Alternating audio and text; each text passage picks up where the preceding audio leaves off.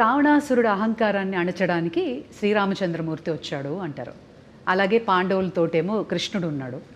అలాగే నరసింహస్వామి అవతారంలో హిరణ్యకశిపుడిని నాశనం చేశారు ప్రహ్లాదుడు భక్తితో. ఇప్పుడు మన భారతదేశం మీద ఒక ఈవిల్ లాంటి ఒక నెగటివిటీ వచ్చినప్పుడు మా ఇండియన్ సూపర్ హీరో అఖండానా, మీరు మా ఇండియన్ సూపర్ హీరో అని అంటున్నారు అందరూ. అవునండి.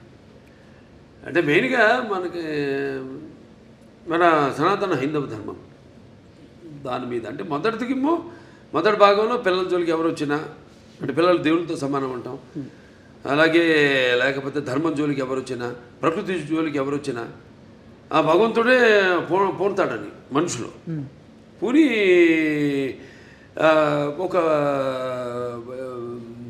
దీనిగా వాడుకుంటాడు, ఒక ఆయుధంలాగా వాడుకుంటాడు ఆ భగవంతుడే అన్నది మనం చూపించాం అఖండలో. ఒక పరికరంగా వాడుకుంటాడని.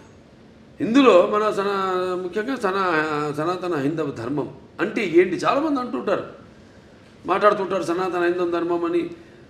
చాలామంది మన వాళ్ళకి అర్థం కాదు సనాతన హైందవ ధర్మం అంటే ఏంటో. సో దాన్ని ఎంతో అంటే సినిమా అన్నది ఒక మనిషి తన దైనందిన కార్యకలాపాలలో సతమతమవుతూ ఈ అన్న అవసరాలతో పాటు ఈ సినిమాను కూడా ఒక సాధనంగా ఎంచుకున్నాడు మనిషి. అప్పుడు మనం ఆలోచించాలి సినిమా అంటే ఏంటి, సినిమా వల్ల మనం ఎలా ఎటువంటి సినిమాలు తీయాలి అన్నది అటు నిర్మాతలు కానీ దర్శకులు కానీ నటులు కానీ ఆలోచించాలి ఎటువంటి సినిమాను మనం ఇవ్వాలని.